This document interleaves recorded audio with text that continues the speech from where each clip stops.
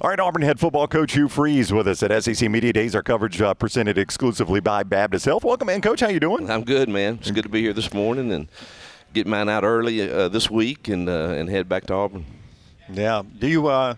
I guess you like the early tea times. Here we go. Well, it depends on what's going on at work. Yes. You do it either before work or after work. Do you know? Have you heard of Trey Lamb? Do you know Trey Lamb? I do. I don't know him real well. Yeah. But we've been around each other. Yeah, we laughed about it because first year at Tulsa, he's qualifying for the Oklahoma State Amateur. I tell you what, he's a good player. I bet he is. Apparently so. No, he qualified on the number too. I mean, he's a good player. Yeah. I mean, it's just such a funny. I mean, one guy's out there publicly doing it, and I mean, it's just different worlds, obviously. You got to win, baby. Yeah. I've done this 32 years, and it's about winning, like you said, because I've seen people complain about somebody going to a concert that lasts two and a half hours. I've had them complain about that too, or anything that. So I just usually don't say much anymore or post much anymore, and you take your family on vacation or you go to the lake. That's right. They don't like that either.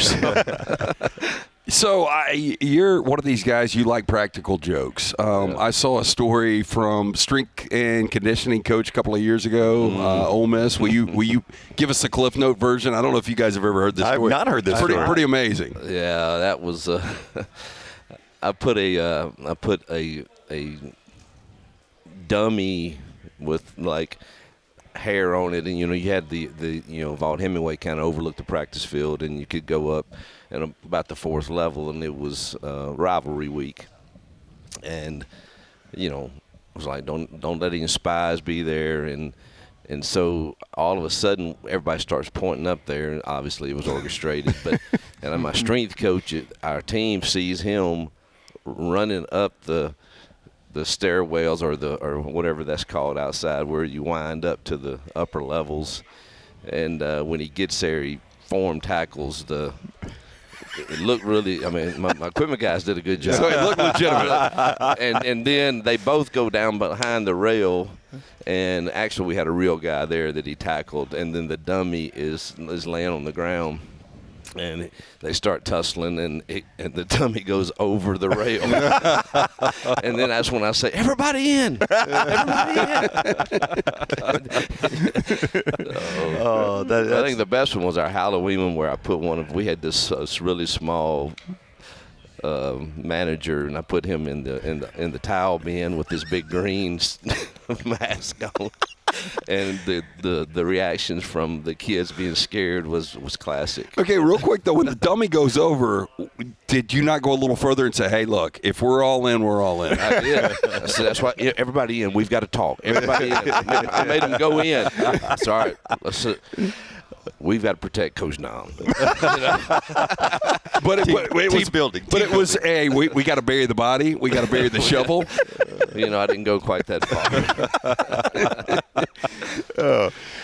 Ended up being a good season, though, right? I think so. Yeah. I just very love this team. I honestly love the kids. I don't know that you ever get 100% of everything you want out of the chemistry and culture, but we're pretty dang close. We're up there, and really have enjoyed.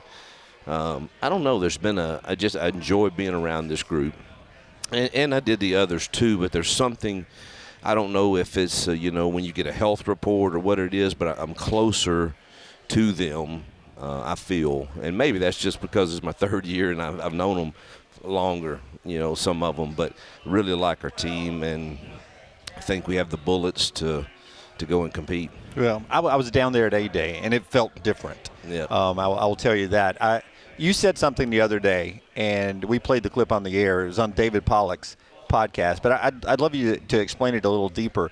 And it's like light bulbs went off for us about recruiting. In this new era, you've got to decide, okay, that recruit, in this case was a wide receiver. If you've got a wide receiver room like yours, you have to make – it's almost like an NFL roster. You're not out looking for a free agent and wide receiver if you've got Justin Jefferson and a couple other receivers on your team already. It is. You just described it like the NFL. And no one really talks about that. Yeah. And I know we're not where we want to be in the quote recruiting rankings, but I don't know how much the rankings are going to matter a whole lot. There's 4 buckets to me, and the number 1 bucket is retain that locker room that you want. And people certainly don't. You know, I hear all the he's just lost 2 more receivers. Well, truthfully, we're very transparent to a fault probably in recruiting right now, but we think that's the way that's going to win out in the end if we understand the accurate settlement and exactly how it's supposed to operate. But on paper, I don't have no receivers leaving. Right.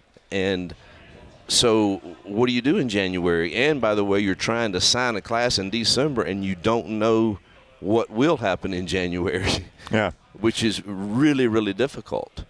And so, you know, we're going to try to sign 1 receiver, but I kind of like to hold on to that room I have. Right. And that's where you can't offer deals to kids and then they sign with you in December. Now what are you going to do? Yeah. So, and you talk about that strategy, and I know you believe in it, and John Cohen has talked about it, but does it feel like a gamble? I mean, is there some gamble involved in this? Because you just said yourself, we hope that's the way it will go down, and so much of this is changing in real time. Yeah, and that is the real question. Those of us who are operating within exactly the way we were told the settlement should, that being we can discuss a portion of the revenue sharing with the recruit, but that no other outside NIL can be promised to them. Right. That's the way we're operating. Sure. And if we are wrong, I assume somebody will tell me that at some point. And we have a great plan. I mean, John Cohen has hired a marketing team that we have the money and they're going out and they're going to go out and attempt to get deals. But this is our first go-round with Deloitte, and I have no clue what they're going to do. Our experience so far with current players has been positive. Yeah. But these have never played a down. Right. And it's hard for me to believe that someone would view that, you know, in a manner that's going to get these extreme amounts that have been that I think have been promised to some. Yeah. I know you're super excited about your quarterback, Jackson Arnold. Hard, like last year, he was sacked so many times with that offensive line, lack of receivers to see what he really is. Is there any Bo Wallace in him? Oh. You know what? He's a competitive dude like Bo. Bo was more outspoken than Jackson is. Jackson's more reserved. I tell you what I did this year is we probably run out of time, but I did personality tests on all our coaches, myself, and the players, and I think it's really helped me, particularly with the quarterbacks, and maybe with some coaches.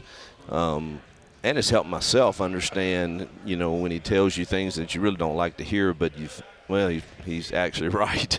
You know, when he tells you that here's when you need you got to quit being. He does it all in basketball players: Michael Jordan, Scottie Pippen, Dennis Rodman, Steve Kerr, and you got to quit being Michael Jordan to these quarterbacks at times because Michael just, you know, and I can find myself doing that, and I don't think that's what Jackson needs right now. And I've made a real effort, and I think his confidence just grew and grew and grew and grew throughout spring, throwing to these receivers and obviously, hopefully, getting them protected.